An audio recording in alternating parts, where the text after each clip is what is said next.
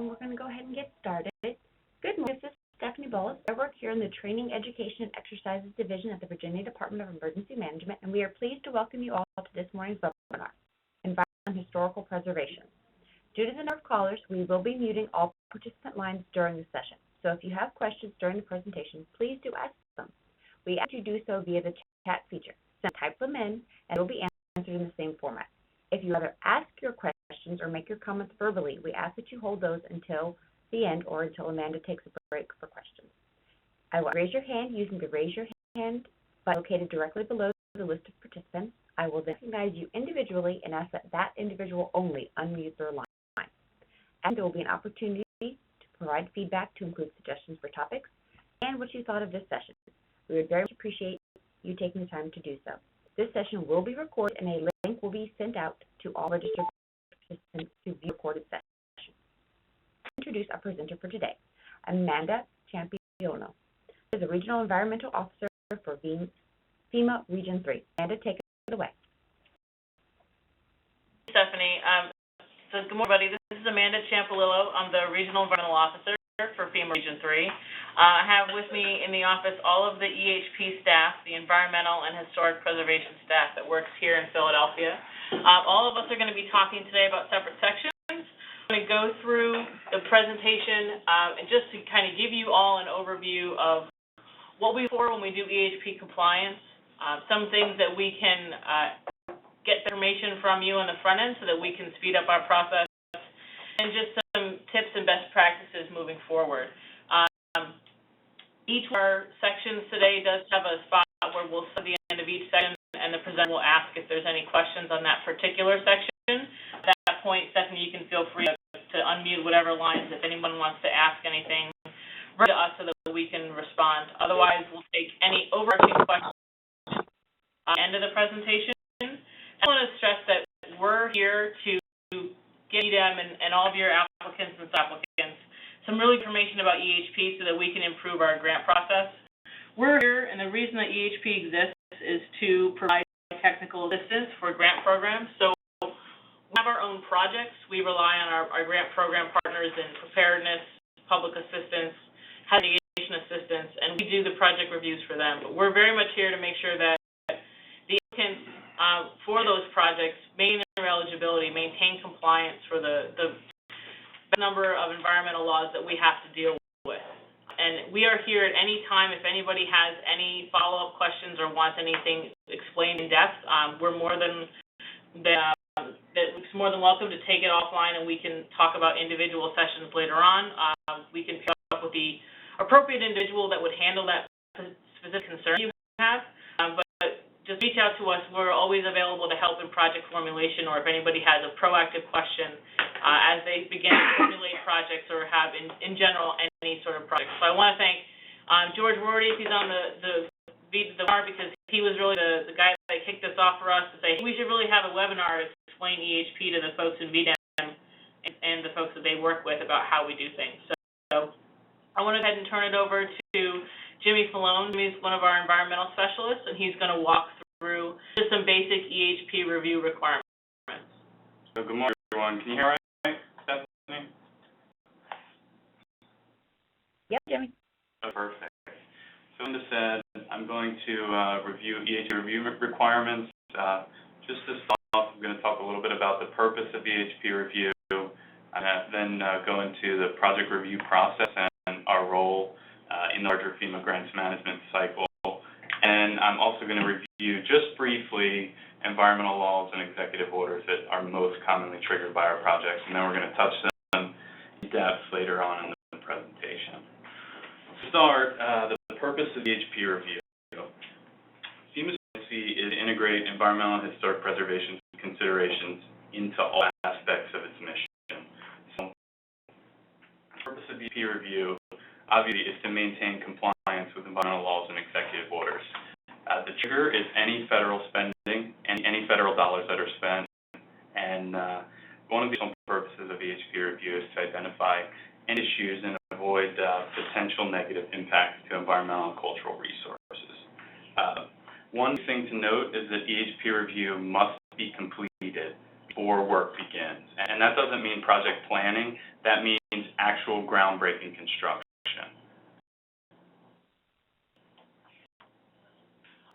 So on to EHP project review. I just want to talk for a minute about metrics, just to give you an idea of the projects EHP is actually looking at to support all of FEMA's grant programs. In an average year, we do 1,400 project reviews based on the last 3 years. Obviously, that number can fluctuate depending on whether we have a presidentially declared disaster or how many presidentially declared disasters we have at the same time. For all the projects we review, the average review time is 11 days.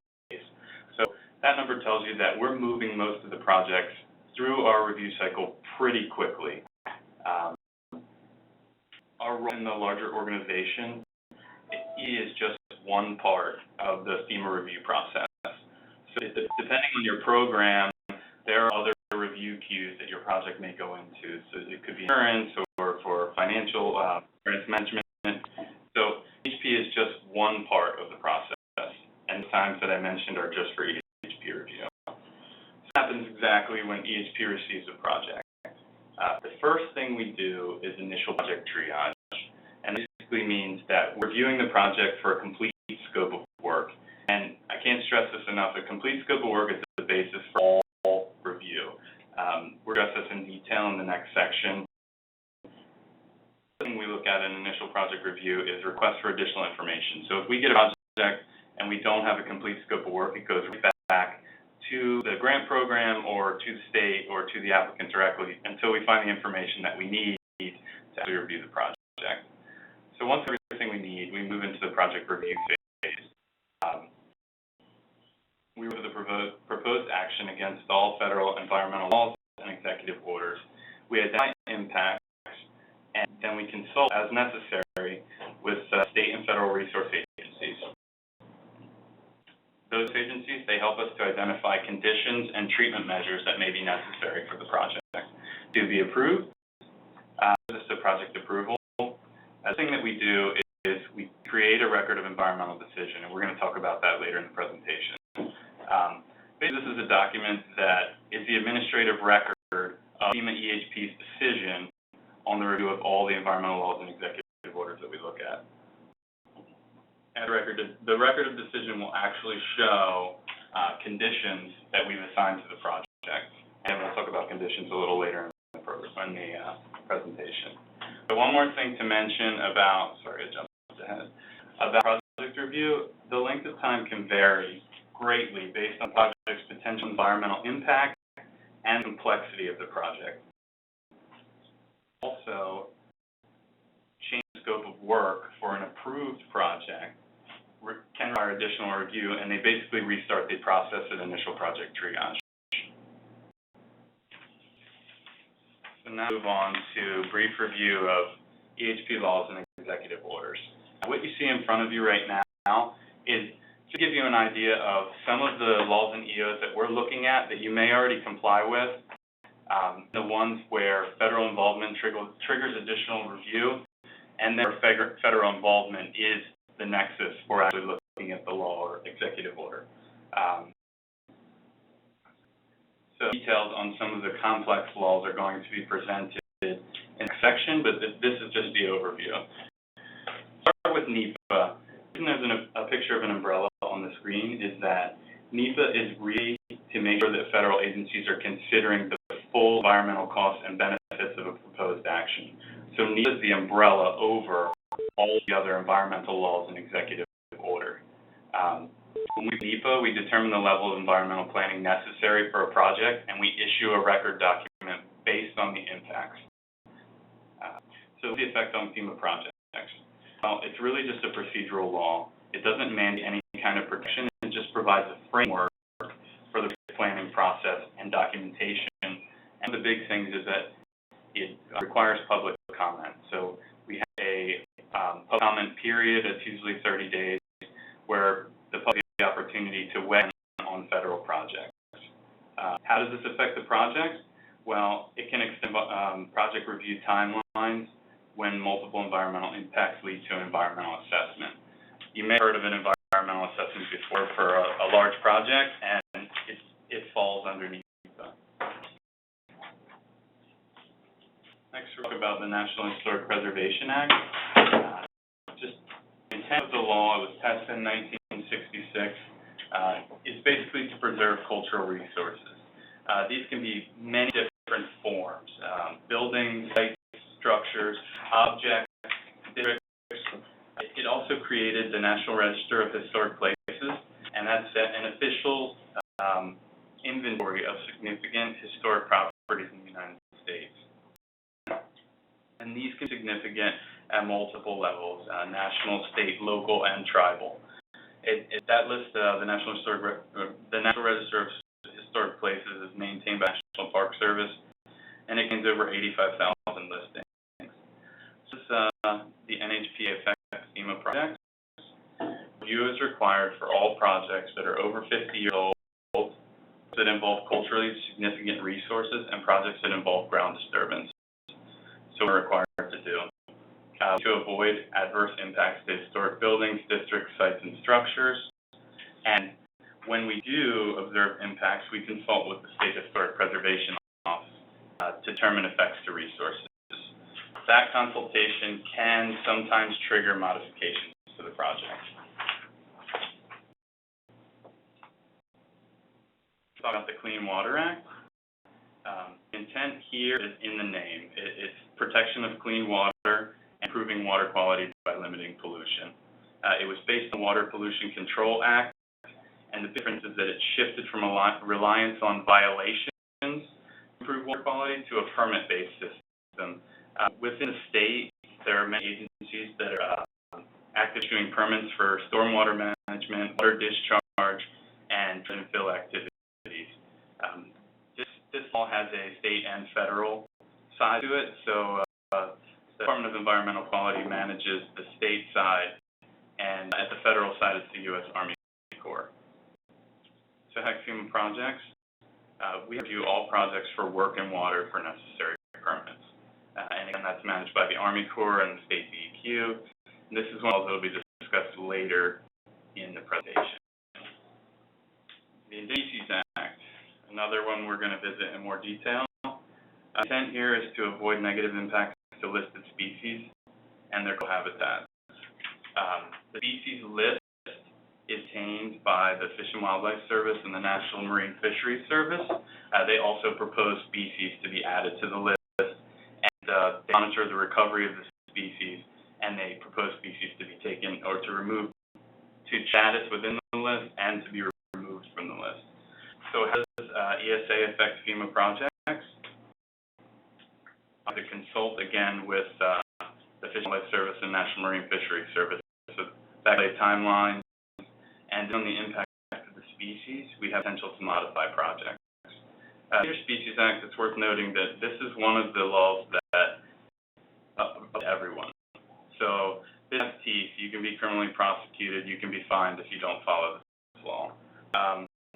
In FEMA, we commonly review for shorebirds and plants, for fish, and for freshwater mussels. And again, we're going to visit this in some more detail later in the presentation. Coastal management. And the name is the intent of the law. So we're trying to improve the state's awareness and plan on federal projects in the coastal zone. The coastal zone in Virginia encompasses all of the tidal rivers, the shoreline, and I believe it's 29 counties. When we project in the coastal zone, we need a federal consistency determination, and that's basically the government FEMA reaching out to the state to say, we're working in this area, and are we working within your coastal zone management plan or not?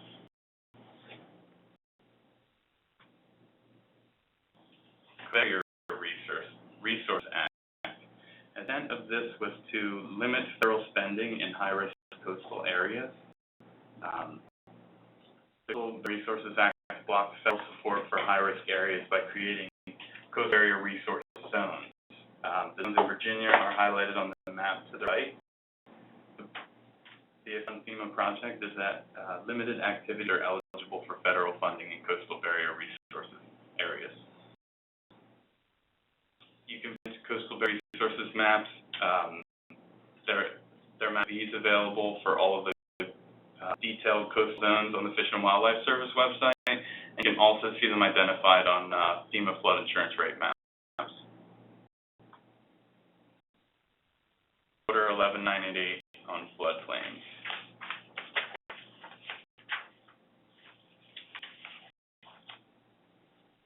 This executive order was issued in 1977, established the Water Resources Council, and the intent to limit adverse modification of the floodplain,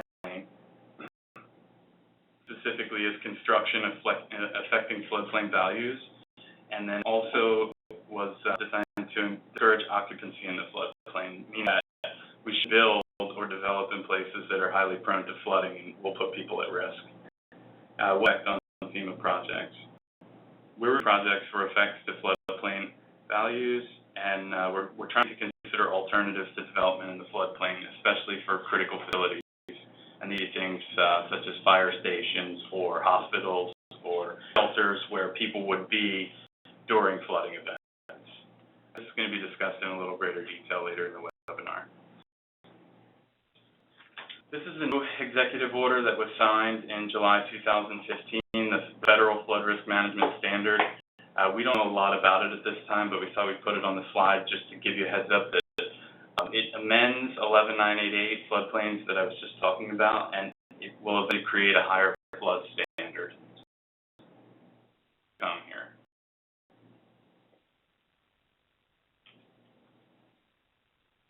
Wetlands. This executive order is designed to protect wetlands that are mapped and identified by the Fish and Wildlife Service, and also wetlands that may be delineated that are not on a map yet. When we have work in wetlands, we need to consult with the Army Corps. We need to avoid working in wetlands whenever possible by modifying the project, and we need to compensate for wetlands that are impacted by our projects, by creating wetlands in other places or paying money into a wetland bank. The intent here is to stay out of wetlands because they're for water quality and they regulate flooding. These are some of the less commonly triggered laws and executive orders that we may encounter when doing an EHP review. Clean Air Act, most people are familiar with this, protects air quality. FEMA projects that may have implications for Clean Air Act are really debris burning, doing large disaster debris removal operations. Fish and Wildlife Coordination Act, this is trigger projects modify or control a body of water.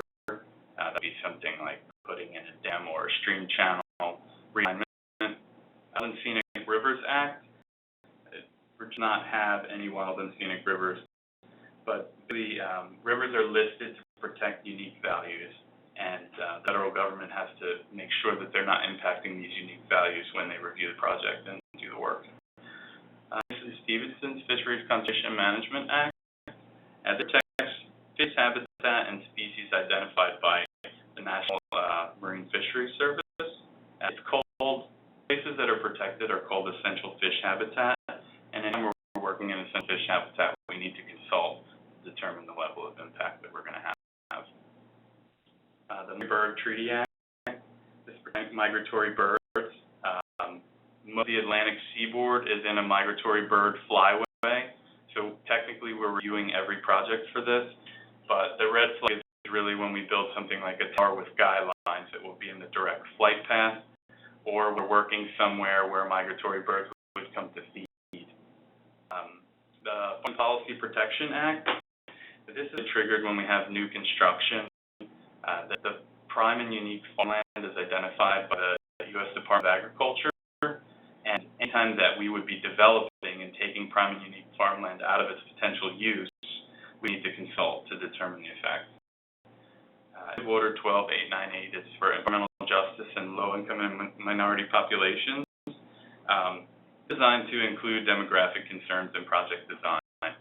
So we want to make sure that we're being smart and we're not retaking a school that's the center of a community because the community is 5 miles away where no one can use that as a community center. This comes into effect usually when we have a larger NEPA project where we do environmental assessment or we have temporary housing sites. So now let's talk about the administrative record for EHP decisions. Everything is captured in a record of environmental consideration. The documents that most people on the call should have seen already. Every FEMA project comes with one of these. It was a project description, a determination for each individual law and executive order that was reviewed, and this part of it is it identifies project conditions. I just want to the last bullet point. It should always be transmitted to the applicant for projects because this is the determination that FEMA EHP made, and that determination may be based on conditions that are needed to be satisfied. So a little bit more about conditions. This is the last page of the rec at the very bottom. You will see that every project has standard conditions. The conditions cover basically getting all permits at federal, state, and local level. If a project has specific impacts, we will put project-specific conditions, and these are the ones that you really need to pay attention to. These could be Endangered Species Act, time of year restrictions. They could be, avoidance of archaeological zones in a project area, or an area with high probability of archaeological zones might have a discovery clause. It's also important that failure to comply with these conditions can jeopardize the funding. If the conditions aren't followed, EHP sometimes makes a recommendation to the programs to not fund projects. Brief review of the tools that we have for streamlining EHP review. All laws and executive orders we just reviewed can take a long time to review without some of the tools that we have to work with. First one, programmatic agreements with the Historic Preservation Officer. If you're not familiar already, you're going to see this because a new programmatic agreement is being negotiated with the SHPO in the near future, and FEMA is going to end up being a signatory, so the information is going to come on that one. Blanket consultation letters for Fish and Wildlife Service. An example of this is we use a SALT to let the Fish and Wildlife Service know at the beginning of the disaster what type of projects we're going to have, and they will write back sometimes to either give us an updated species list or tell us what concerns are for specific projects. And then another example is with an Endangered Species Act agreement with the Fish and Wildlife Service for bog turtles in Pennsylvania, and allowed us to clear projects based on pre-assigned review criteria. So this is just a streamlining measure that we use to identify where endangered species are and try to expedite project review in places where there's no impact. The other big thing we have is a previous experience is a working relationship with the resource agencies. So we reach out to these people all the time, and we on a first name basis, and that really helps to negate and agencies to resolve any adverse effects before we actually put anything in writing. I have contractor support that's available within the region and through headquarters. And the last thing that we have is a programmatic environmental assessment for some types of GPD projects. And basically, if you go back to NEPA as the umbrella law, there's a streamlining document that's under NEPA review that pre-identifies project types and allows us to clear them because we already know the environmental impacts. I'm going to turn it over to Tessa Connolly. Oh, does anyone have any questions before I turn it over to Tessa?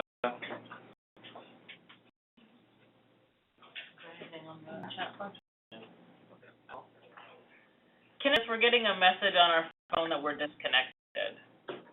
No, we can hear you guys. Okay, good, great. All right. We were getting an error message. We have an error message I hadn't seen before. It says it's trying to reconnect, but as long as you can hear us, it's fine. I can hear you guys. Don't worry. All right. So we have coming up next to talk about scope of work, and I just want to make sure that we're checking the chat function. We can see that as we're presenting, but if anyone, if anybody has a question for you, just make sure they will chime in at the end of each section. So far, no questions, so I'll keep an eye out. Great, stunning them into silence. That works for us. Everybody, this is Tessa Connolly. I'm going to be talking to you about elements of the complete scope of work.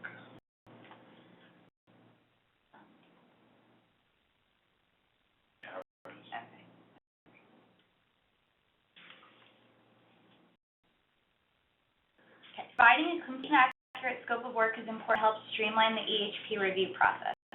Have project details enables us to make a decision and complete consultations in a timely manner. The project file should always include a clear and finalized project description. This should include information on any mitigation being completed and state whether the project will be for in-kind repairs or will incorporate changes in design or materials. It should also have a detailed site plan. Informal drawings are okay, but they must be detailed, clear, and accurate. This should include the project's limits of disturbance. Any architectural or engineering mock-ups that are available should also be included. An accurate GPS location that matches the project street address. GPS location should be given for each structure if the project involves multiple resources. And for GS, FEMA uses decimal degrees. We also need clear and color photographs of the entire project area, which I will be going into great detail in the next slides. And accurate original dates of construction for all structures. This includes bridges and stone walls. As with GPS, projects with multiple resources must list the date of construction for each resource. Some elements of the scope of work may not always be available, but if they are available, will be extremely helpful for EHP review.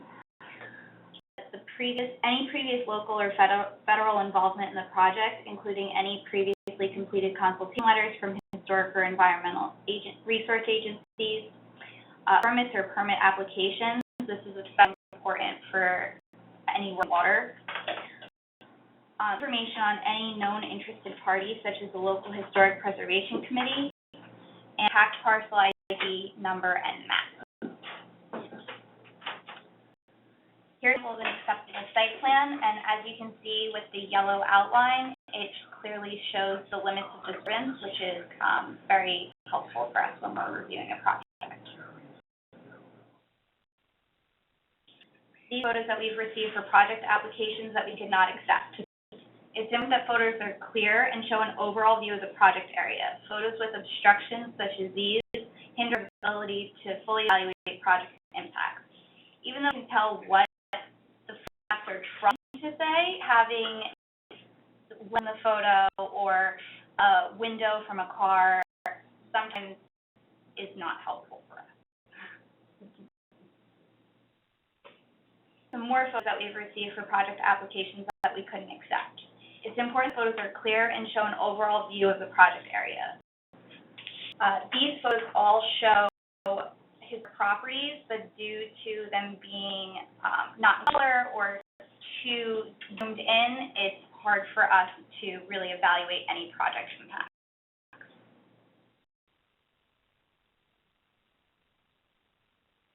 Photo guidance for buildings, which indicates that there should be photos of all four sides of the building as well as three-quarter view photos. Photos show the overall view of the building and include everything from the ground level to the roof line. Next to this is a good example of photos that we received for an elevation project. Though this just covers buildings, it's important to remember that we need photos for all types of projects, including roadwork, culverts, bridges, etc. Mock-ups are requested for listed historic properties or properties in historic districts. EHP may request elevation mock-up plans if it's determined to be necessary for the SHPO consultation. If requested, mock-ups should be clear colored plans that realistically show how the house will look post-elevation. You can see some mock-ups that were rejected due to poor quality. The photo left shows brick pilings built to elevate the building. It does not realistically show how the property will look after elevation. The photo right was rejected because it's in black and white and does not really show elevation details. Here are examples of elevation mock-ups. You'll recognize the photo on the right as the bad example from the previous slide. Change photo to color and clearly showing the building materials enables EHP staff to fully evaluate project impact. As you can see, these drawings give a realistic view of the expected post-construction look of the home. Project mock-up should also include a written section outlining materials being used, elevation height, any additional changes that will be made to the facade. For example, if the project is for elevation on piers, both the written architectural mock-up should convey that information. For problem-solving camera installations, it's important to give an overview of the building as well as a close photo of where the camera will be placed. Photos should be clearly labeled to indicate where they will be going. Details should also include information on how the camera will be attached to the building, for example, in the mortar or directly onto the brick. Next, we talk about triggers for in-depth EHP review. Before we move on to that, does anybody have any questions?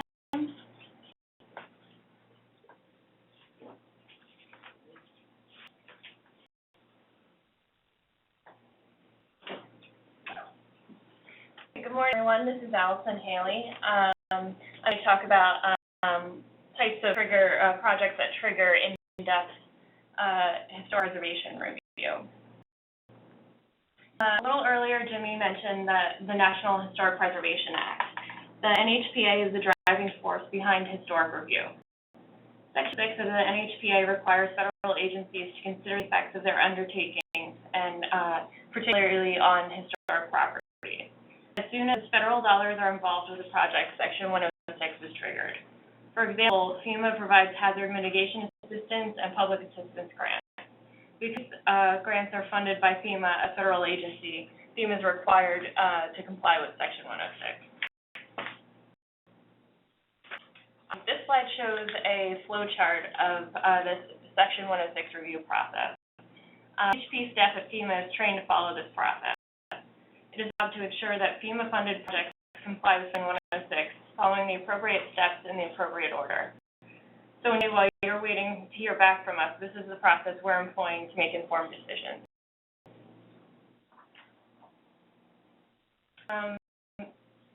For EHP review. So what types of actions are trigger in-depth EHP review? A key one is ground disturbance. Examples of ground disturbance include installation of the concrete pads, trenches for utility lines, post holes for fences, and replacement of debris. As previously mentioned, the application submission should include an illustration of the location of ground disturbance. The image on the upper right of the slide successfully indicates the location of the ground disturbance, which in this case was fencing. The applicant annotated an aerial view of the property using colors to display the location of current fencing and the location of proposed new fencing. Elements such as this make it easy for EHP staff to determine the potential for effects to archaeological resources, because exactly what part of the ground is being disturbed. Another trigger for in-depth historic review is the potential to affect historic property. In other words, is there an old historically significant site within the project area or within the vicinity of the project area?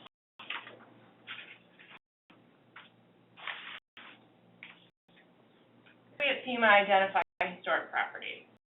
The process of identifying historic properties consumes much of our review time. The applicant can help speed this process along by providing as much information as possible.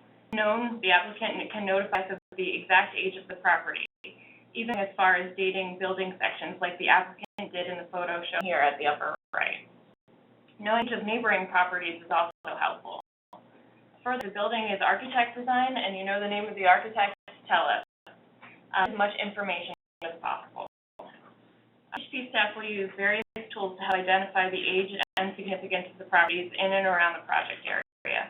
We'll consult historic aerials, historic maps, local and national registers of historic places, VCRIS, which is Virginia's GIS program that, for our purposes, helps map previously identified historic properties.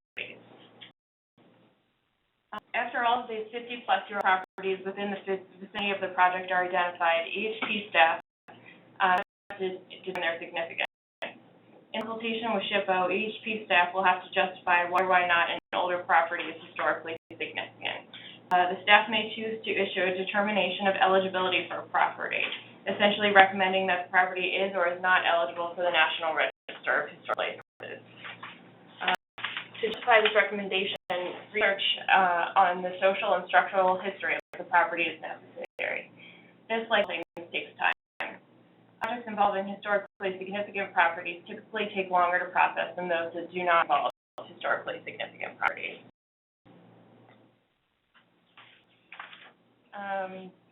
So once properties have been identified and two determinations for the effect that the project will have on the property. If it is that there is a historic property affected by the project, FEMA will issue one of two decisions. Either the project has no adverse effect on historic properties, in which case, concurrence from SHPO, FEMA proceeds with the undertaking, applying any agreed upon decisions or conditions. If it is determined that the project will have an adverse effect on historic property, FEMA must consult with the applicant and SHPO in an effort to resolve the adverse effect. Projects that typically result in an adverse effect include demolition of a historic property, replacement of original building materials, or destruction of archaeological sites.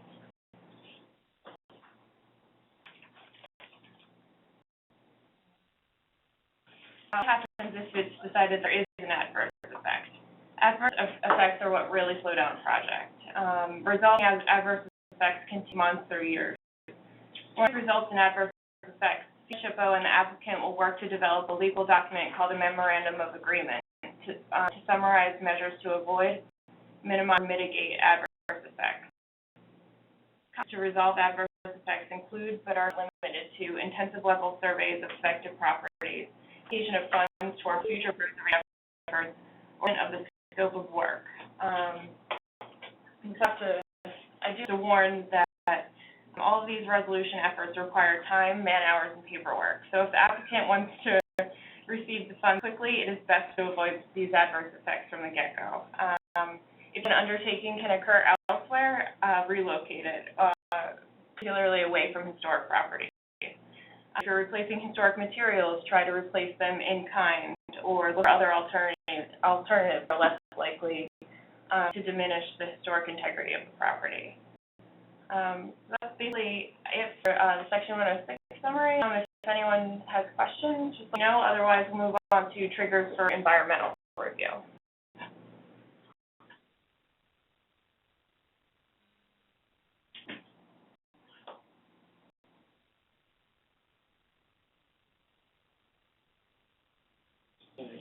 So we have, Questions, go ahead. Yeah, it's.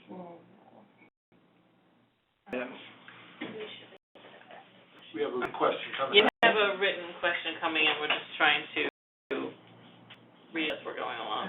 The last one is that should go to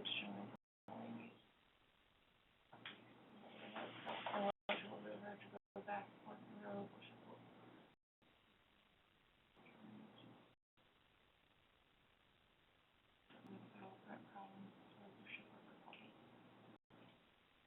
The person who just typed that question could, if you could unmute their line so that we can maybe get the bend a little bit, just so we make sure we give you the right answer. Sure, hold on a sec. I'm going to unmute RJ's line. Hold on one sec.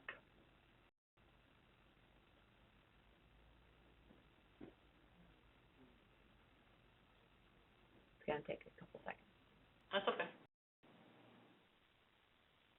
Are you?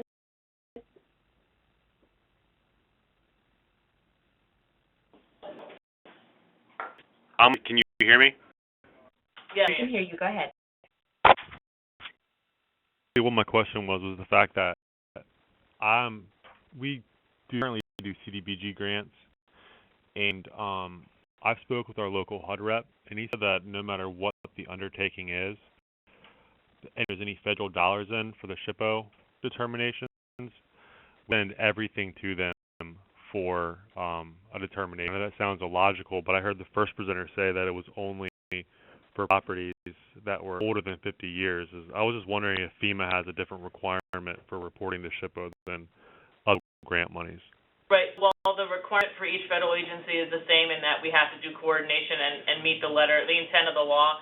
Each federal agency has a different approach with how they disperse grant money, what requirements they put on their individual applicants, and how they negotiate with state agencies like the SHPO. For FEMA, we have a statewide programmatic agreement that streamlines a lot of our review. So we will not necessarily say, we don't have the same requirements that HUD has. So for our money, even though sometimes you may use CDBG funding in conjunction with FEMA funding, we have different requirements than HUD does. So we have because of the kind of mission that FEMA has, we have some different streamlining or exemption measures for historic preservation review than some other agencies have. If HUD is requiring different things than FEMA requires, that's the purview for their funding. Gotcha.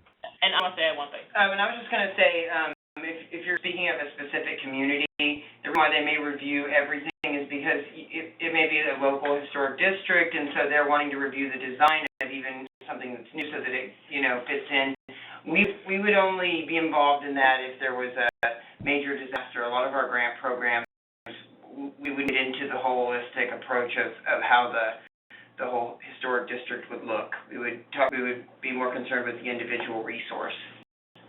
I'm just trying to kind of apply that if we did use the CDBG grant in the case of a disaster, what report requirements would be there for the SHPO? So that's why I was asking. In those situations, we would need to address it on a case-by-case basis, depending on what resource you're impacting. But we will definitely be available for you if we have a disaster to work out. We're familiar, we've had projects before where we combine the two funding streams. Gotcha. Cool. Thank you.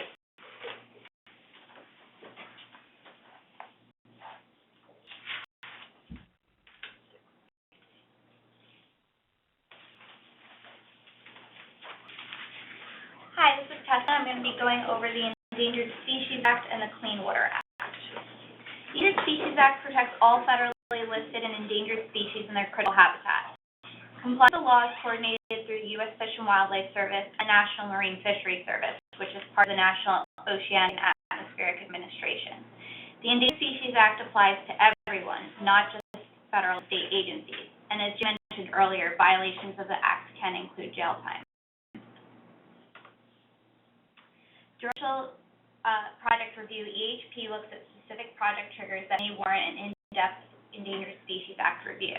Some triggers can include ground disturbance, work and water, and tree clearance. Past projects involving endangered species consultations have included culvert and bridge replacements, dock and pier replacements, treatments for land development, beach nourishment projects, and building relocation. The Endangered Species Act requires all federal agencies to consider the effects of their actions on listed species and their critical habitat. During a Section 7 consultation, FEMA EHP works with the U.S. Fish and Wildlife Service or the National Marine Fisheries Service to determine a project's effects on the listed resource. The EHP will work through this process to avoid an adverse impact determination. This may require species conservation measures be incorporated into the project. Conservation measures would be added as project conditions and can include anything from time of year restrictions, for example, no tree cutting from May to November, or specific construction methods. The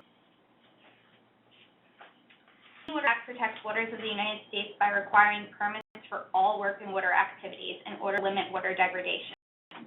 Permits for work and water are issued by the U.S. Army Corps of Engineers and the State Water Quality Authority, which in Virginia is the Department of Environmental Quality. Clean review is triggered for all involving work and water, including those where equipment will be staged. This includes culvert and bridge repairs or replacement, dredging, dock and pier replacements, and stabilization projects. The condition is standard for all projects that require work and water. The applicant's responsibility to contact and obtain permits from the administering agency. Permits must be included in project worksheets for work that is 100% complete. Amy's going to move on now to floodplain and wetland triggers.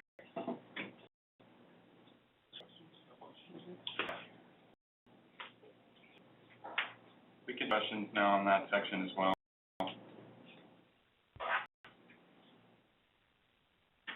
So moving on. So the reason we're revisiting floodplains and wetlands in the trigger section is because, one, it's easy to identify, and two, there's an opportunity for proactive coordination here. So the triggers for floodplains, any flood identified on a FEMA flood, everyone has access to these. As I stated before, there are strict requirements for critical actions in the floodplain. a facility is anything that with an adverse impact if it was flooded. It could be fire stations, shelters, hospitals, schools, sewage treatment plants, anything that is an essential function to the community. So back to what you can do to be proactive.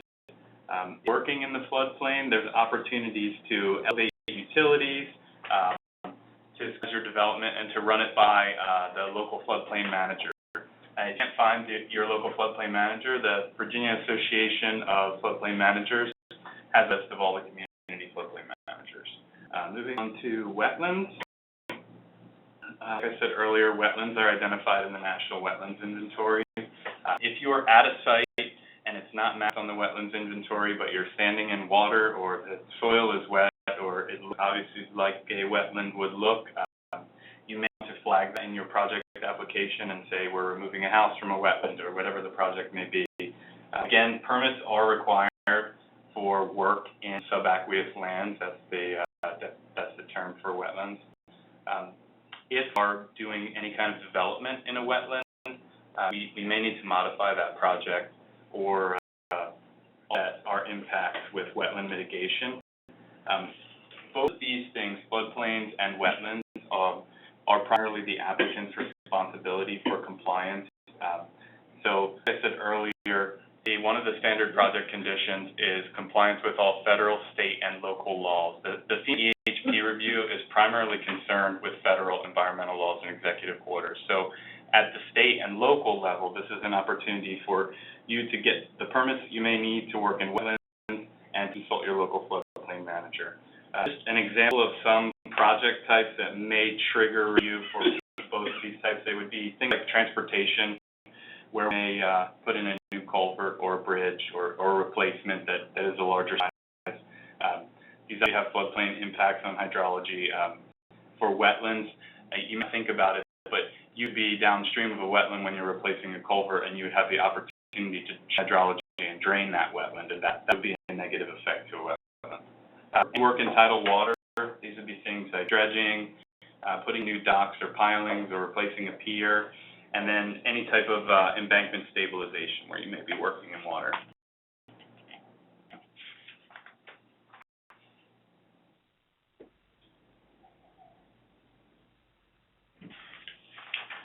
Coastal Zone Management Act. As I said before, any early license or bid activity or any kind of federal financial assistance to the state or local governments that in a coastal zone is subject to federal consistency determination. In the state of Virginia, the Department of Environmental Quality has a federally approved coastal zone management program. This authorizes the state to require that all those federal actions are consistent with that program. The program is available online, or the plan as part of the program is available online if you'd like to review it. The types of projects can anything that affects land or water in the coastal zone. That's something important to remember. So these could be things like any kind of coastal repairs, so to sand dunes or beaches, or any kind of salt marshes or wetlands.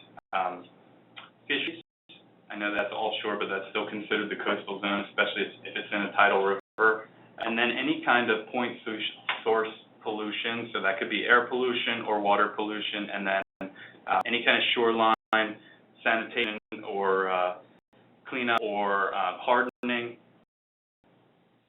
Back to what you can do to proactively update coastal zone management issues. You can consult with DQ before the project is ever coming to FEMA for review, and that would be reaching out to ask if this is part of the approved coastal zone plan. And just to revisit, you can see the map on the right. The coastal zone is almost every part of the drainage to the Chesapeake Bay. So it's 29 counties, all 15 cities, and all the towns that make up the Tidewater region, and then all of the tidal rivers there.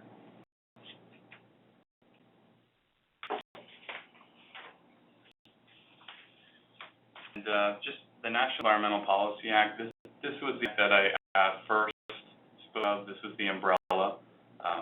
Covers all of the environmental laws and executive orders and make sure they're all addressed and that the public has an opportunity to review projects where there may be multiple environmental impacts, positive or negative, and where there may be increased public concern.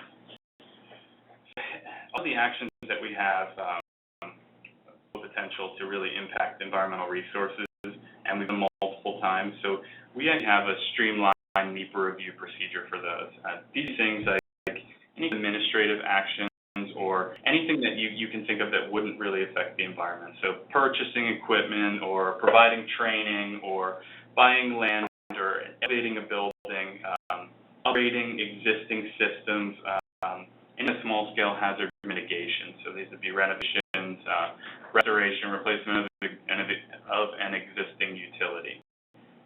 Actions that would require a more in-depth NEPA review would be things that are publicly controversial and things that may have positive or negative impacts to multiple environmental or cultural resources. It could be things, the common things that we do here at FEMA would be construction of new facilities, so emergency operations centers, any type of road realignment where there would be a lot of new ground disturbance, in the stand of existing forests, something like that. And towers for GPD programs, we do environmental assessments for those, and any kind of large-scale bridge realignment, that again back to transportation projects. So at the end of my section, I'm open to any questions you may have.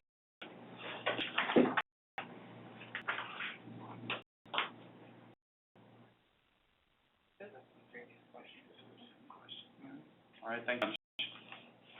Now we're on to Oscar Visor, project types and associated concerns.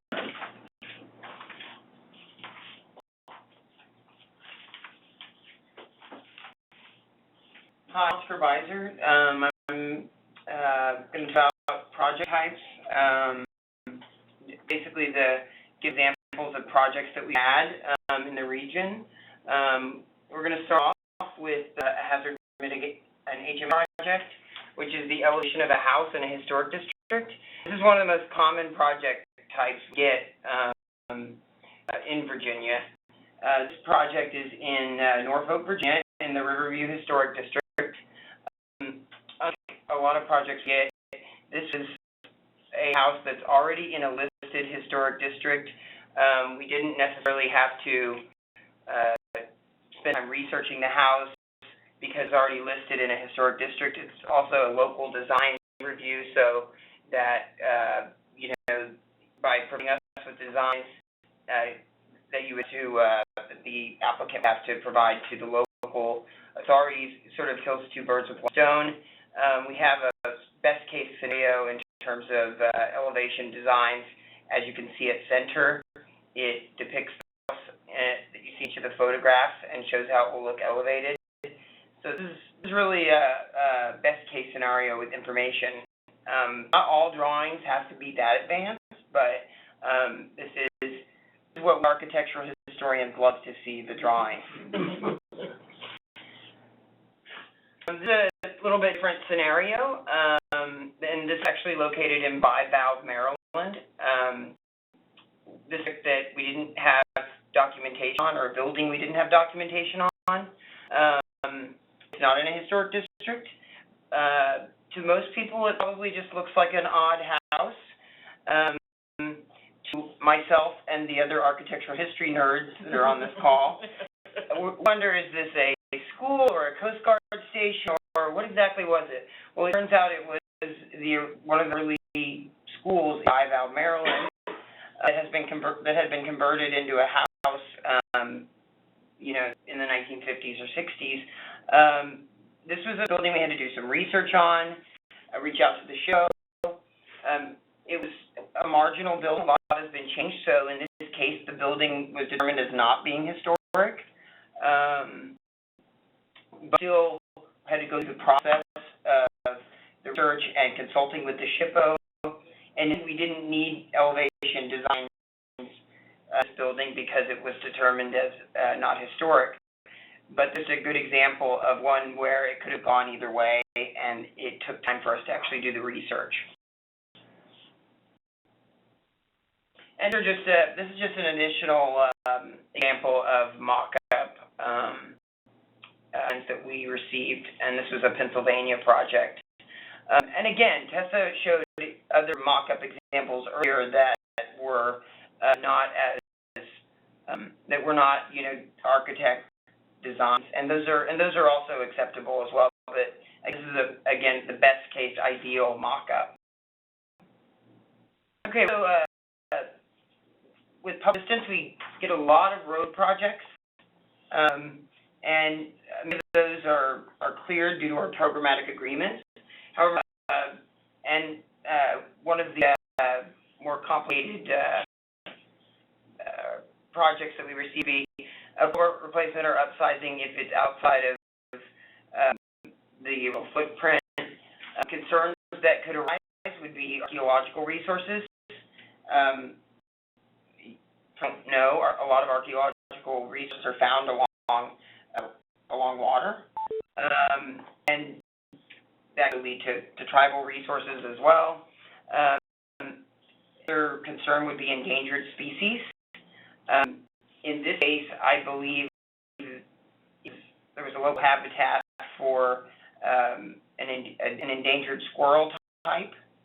And of course, this goes without saying because it has to be done on a local level or whether FEMA is involved or not, but work in water requires a 404 permit.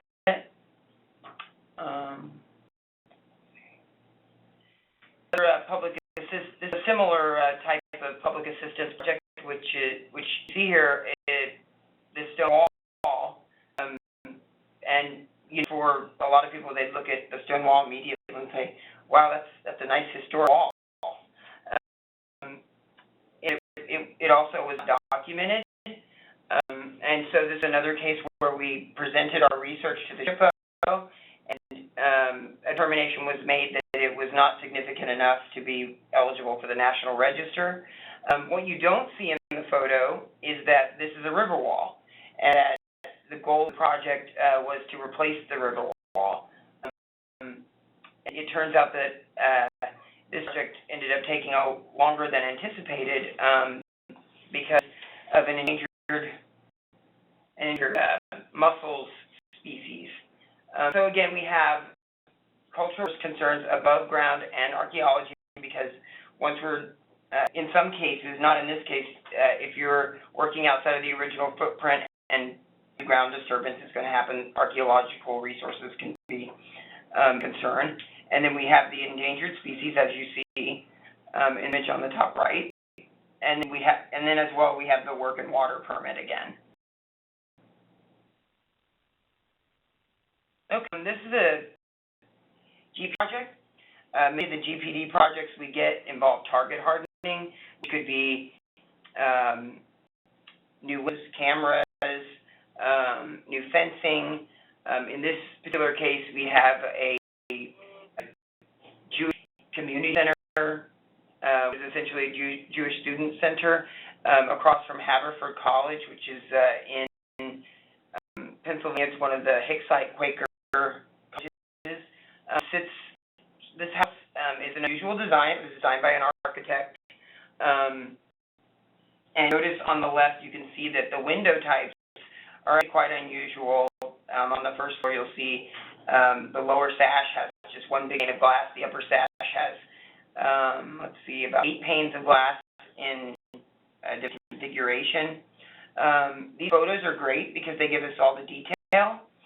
This house is likely eligible for the National Register on its own, individually, and as well as probably it's part of a historic district.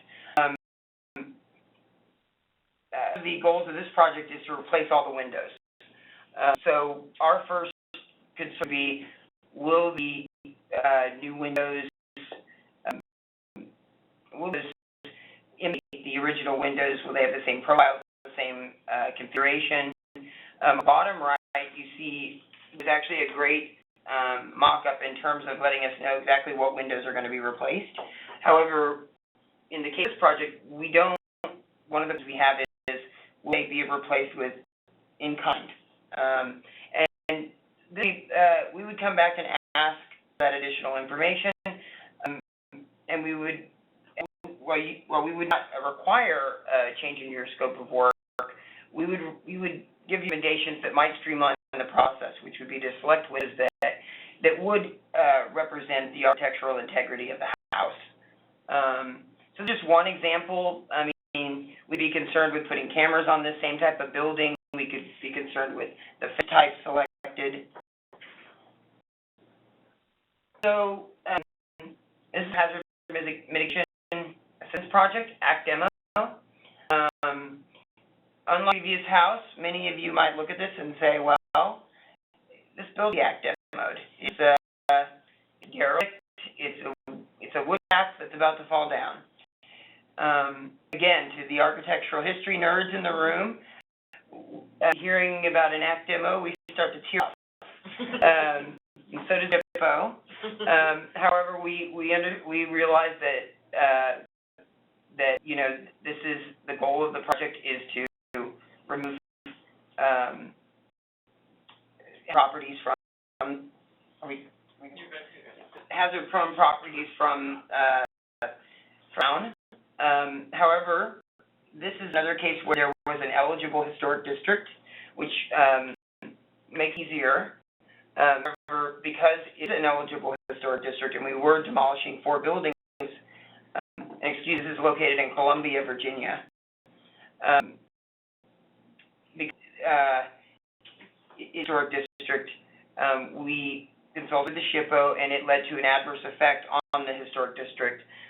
For example, at the top right, there's a very small house with dormers that dates to the 1830s, which the property is being demolished. So, in order to mitigate, we did a survey. We actually traveled to Columbia, took pictures of the buildings that are going to be demolished, as well as the rest of the buildings in the historic district, to provide the SHPO with additional information on the current conditions of the historic district to mitigate for the loss of the buildings.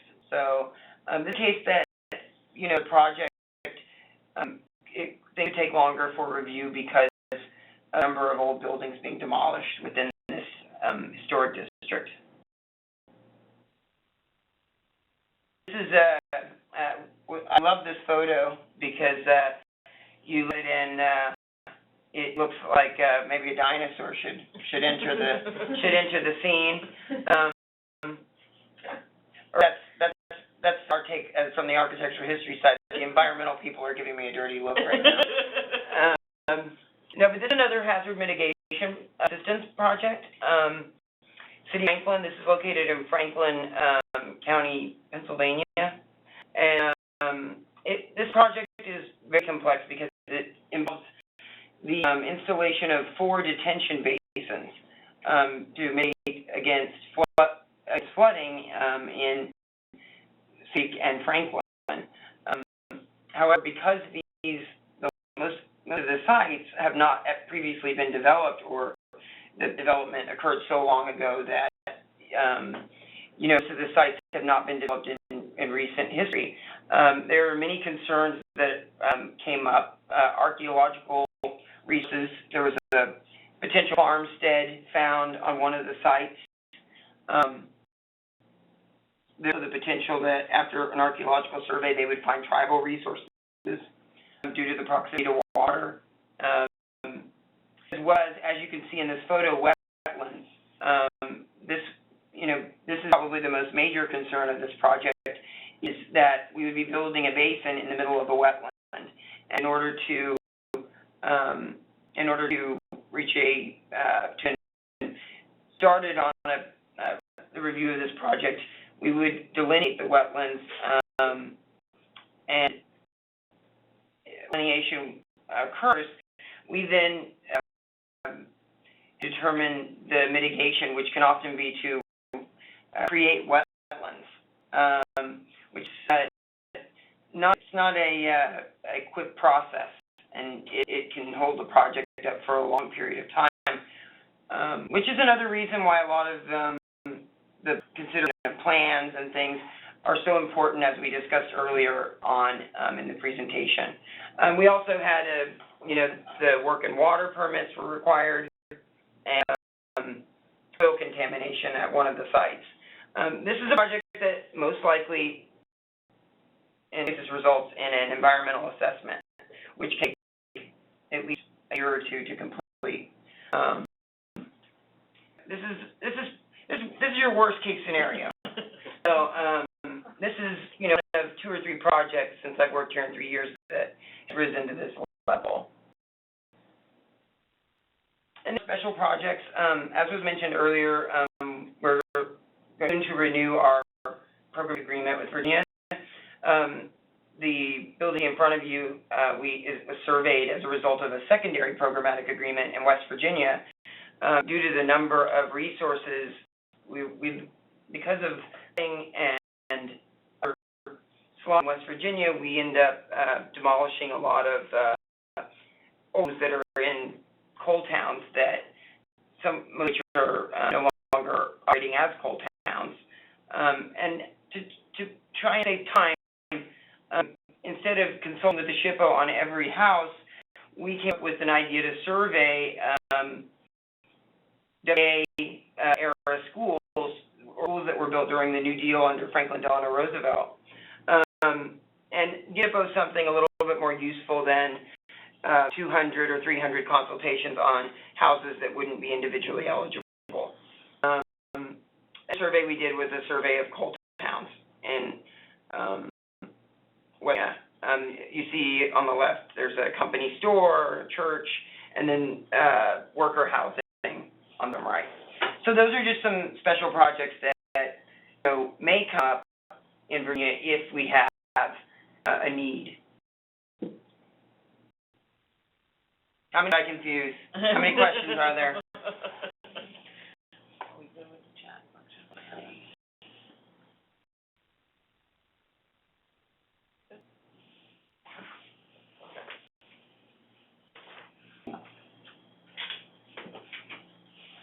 I'm not seeing any questions, Oscar. All right, thank you. Sounds good. Moving right along, this is Kate Stoysavlovich, and I will be talking to you about best practices in streamlining in order to expedite the EHP review time.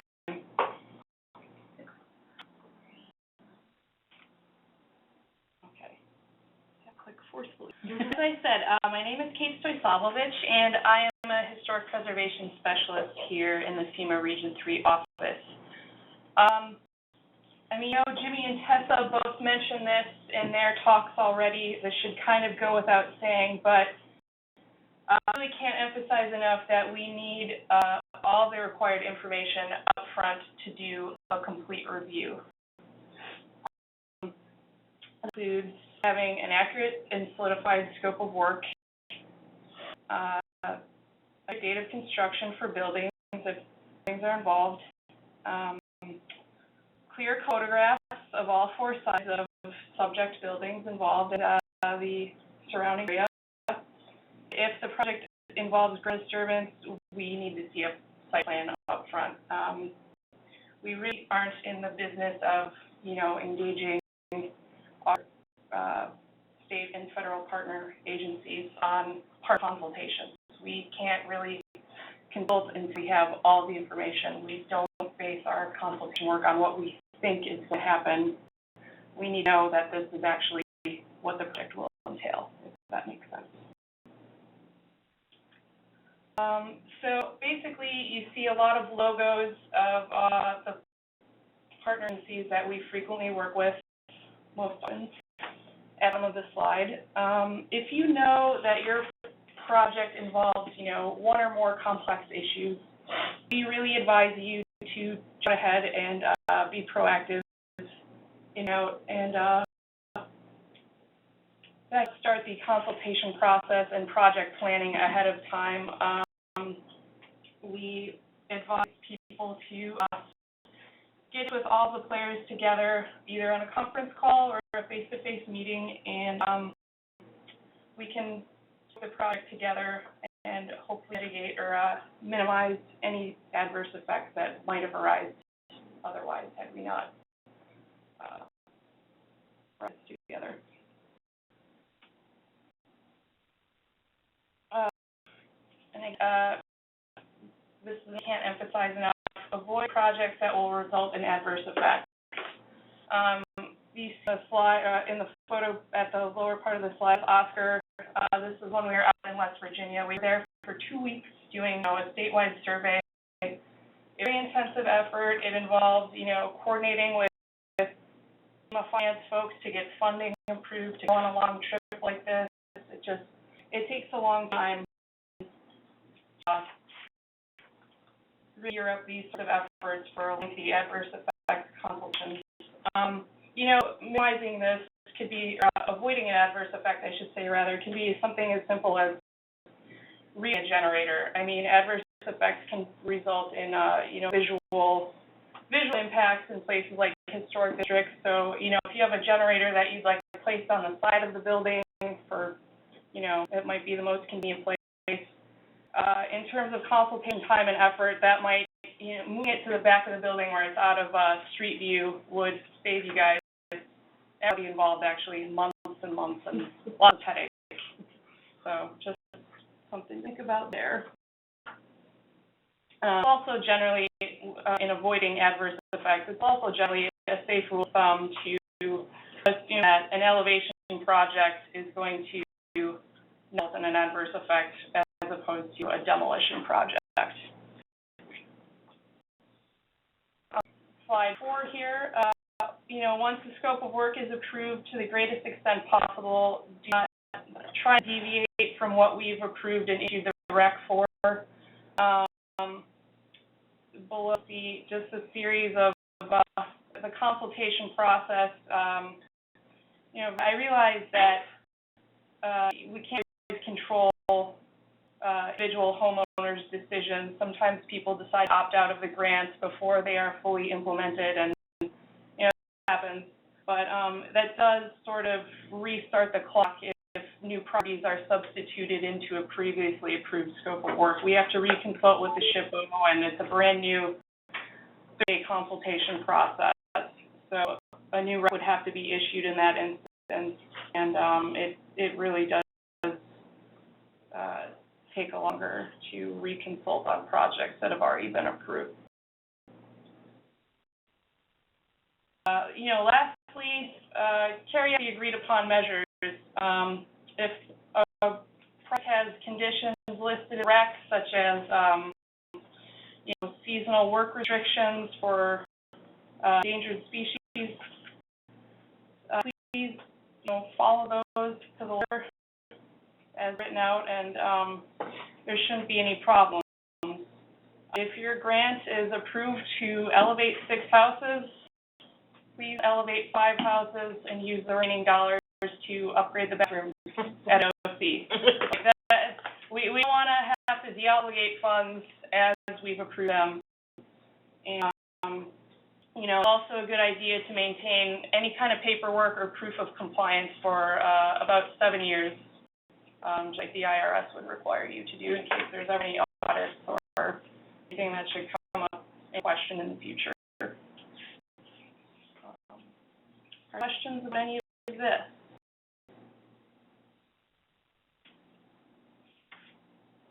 I have a question. Sure. The 3-day review process assumes a complete package. On most projects lack something. Although there are many variables that come into play, how long on average does it take to get projects through the EHP process? So this is Amanda. So the average our projects have been taking about 11 days. I will say that is because we do a lot of work in public assistance or post-disaster projects that we can move much faster. When we start talking about projects like elevation, acquisition, demolition, those projects take much longer, but there's much less of them. So you understand that the way that the average can swing. As far as what the average time, or what is the average time on certain type of project types, we're to figure that out this year. There's no hard and fast rule because every project will affect resources differently for EHP review. Assuming we have a complete project information and we can start on project review, we will put on the stack, and we generally work in, first out kind of process. There are 5 of us or 6 of us here in the region. We service every state in the region and touch every grant program. So there are a lot of folks pulling on our time and attention. We don't have a significant backlog on any grant program that we're working right now. So it's something where we can see that we really triage a project in a few weeks after we get it, so we know the level of effort. After that, there's really no hard and fast rule for us about how long it takes. When we do consultation with external agencies, they all have at least 30 days to comment once we get them an official package.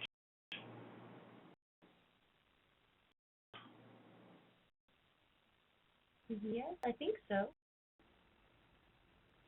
George, did you have anything else to add to it? Oh, we have more to it. Okay. Also, in areas that have a high inventory of historical properties and hybrid areas, would you recommend localities do a survey of these areas prior to event to expedite the process? What localities do to expedite the process? That's a great question. So as far as doing surveys, I would say that we don't want to say to applicants to be down, please do a survey for historic properties. Something that we can work on our end. But I would say that if you know that you have a lot of historic properties in your area, check and see, does your local municipality have a historic architecture review board or a historic district commission? Those would be good places to start with saying, just running projects through them.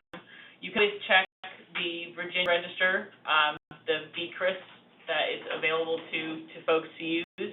You can also just check the National Register of Historic Places database and see what kind of historic properties you have.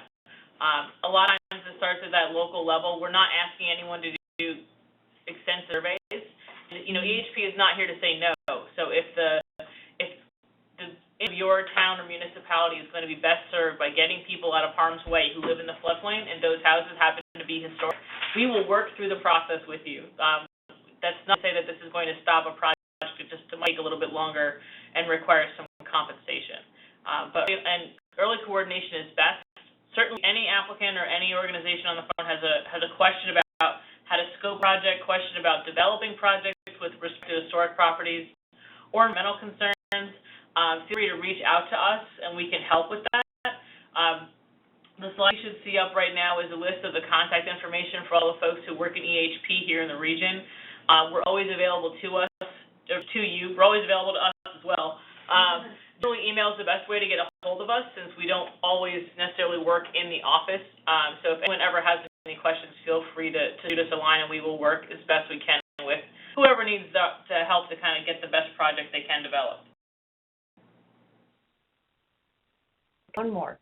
The capabilities of localities vary, but rural areas have limited resources to do mock-up, etc. Is there any recommendations for support for these areas? So right now, we don't have the capability in-house to provide mock-up photos, and I know that this is an issue that has come up when we met with the state hazard mitigation officers earlier this year. So there may be opportunities locally to partner with some either state agencies or local universities to work on mock-up photographs. That's something that we can provide ideas about, but as far as what's the best practice, we don't have that answer yet. That's something that maybe we can talk about a little more in depth about maybe some best practices on successful elevation mock-up submittals and how those were accomplished, because we don't have a lot of visibility here as far as who's developing the mock-up photos to be able to give applicants an advice, hey, this person's really good at doing mock-up photos, you should approach them. And we can explore at a later date just to get some more information out and some guidance out to applicants about what's the way to obtain good mock-up photos. Okay. Have any questions?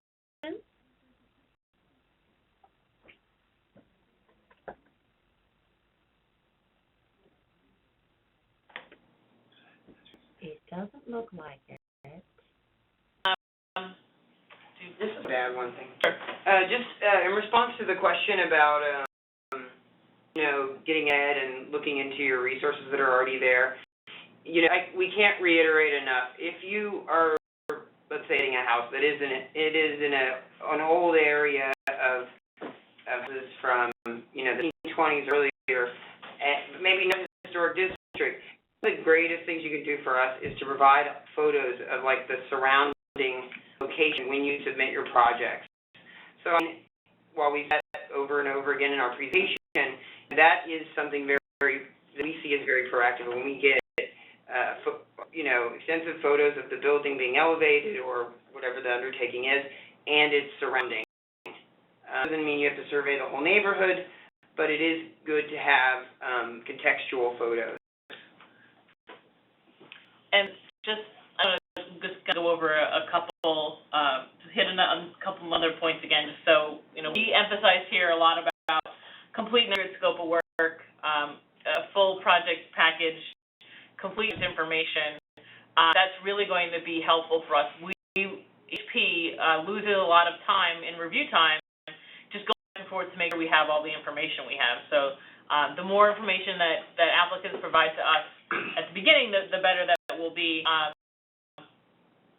We just said, if you ever have questions about environmental historic preservation concerns, we're always here as technical advisors to reach out and just try and get a hold of us. Any questions you have, sometimes just a simple email exchange can be enough to move a project from a potential adverse impact to avoiding adverse impacts altogether.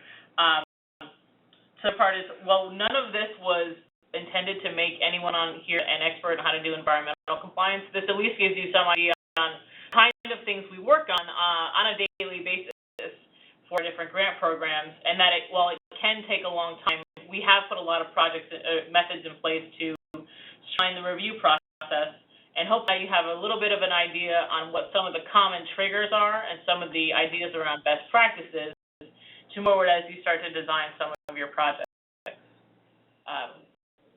With that, for today, I thank everybody who's taken time out on the webinar to participate. Hopefully everyone got a little something out of it today, and we're always around for follow-up concerns. And Stephanie, I believe that you have a PDF of the presentation. So everyone should be able to take that, and if you really can't sleep at night and you really want to know what was I supposed to do with elevation projects, it's there for you to flip through at your own convenience. Awesome. Amanda, I just sent you guys one more question we got. During the applicant briefings, is there anything the state can do to enhance applicants' preparation and understanding of EHP requirements? Usually during an applicant briefing, at the very beginning of a disaster, there's EHP staff present at the field office for FEMA. I would say that if the state wants to maybe hit on some highlights, just like we did about complete and accurate scope of work, and bringing EHP staff along on field visits when you may have a project impact that involves work in water, endangered species, historic resources, but there will be EHP staff out in that field office. So as applicant briefings are being scheduled, just reach out to the EHP folks who are there and take us along with you to those applicant briefings. If anything else, we can be there to answer questions as they begin to come up and the requests for public assistance begin to get formulated by the applicant. I sent you another one as well. Just to follow up on this is Oscar. And when we are present at these meetings, we won't tell you what you can or cannot do. We'll just simply make recommendations for your scope of work that might streamline the process and hold up the project. Okay, wait, one more.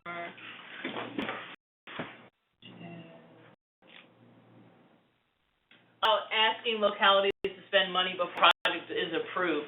So I'm not a grant program person. I am not going to speak to program eligibility, and it'll also depend on what grant programs you're working on for a project. Are some grant programs there are eligible pre-award costs, assuming that you have an eligible project. If you have a project, I think that should be a specific discussion with your applicable FEMA program project officer. Talk about things you think you may need as you formulate your project. Certainly the HP staff may already have some survey work completed or know of place to get that information. We do try to be as proactive as possible with our project workload, but I don't want to speak specifically to any program eligibility costs at this point. If that's something that someone has a specific concern about a certain project or a grant program, certainly give me an email and we can coordinate a further discussion about that later on.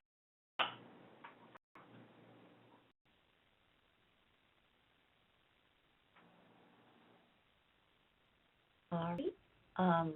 Guys, thank you so much for presenting. You guys did an outstanding job. I did post the link for participant feedback survey, so if anyone on the call would take a chance and do that would be very helpful. Amanda and everyone there, thank you guys so much for presenting, and a copy of the recording will be sent to you and everyone on the call, as well as all the registered participants, and a copy of y'all's presentation. Thank you guys so much. All right, great. Thank you so much. Have a good day. You.